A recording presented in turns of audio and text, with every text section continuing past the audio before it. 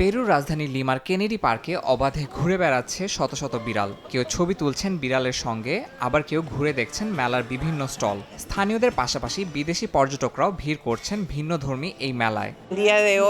এই মেলায় পোষা প্রাণীদের জন্য বিভিন্ন পণ্য পাওয়া যাচ্ছে। এই আয়োজনের মূল লক্ষ্য হলো প্রায় 250টি বিড়ালের জন্য খাবারের খরচের যোগান দেয়া, যাতে আমরা তাদের জন্য শুকনো ও ভেজা খাবার নিশ্চিত করতে পারি।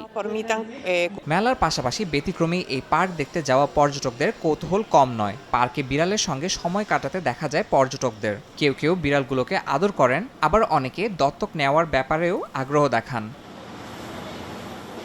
এই পার্কে বিড়াল থাকার পেছনে রয়েছে একটি চমকপ্রদ ইতিহাস। পার্কটি একসময় ইঁদুরের উপদ্রবে জর্জরিত ছিল।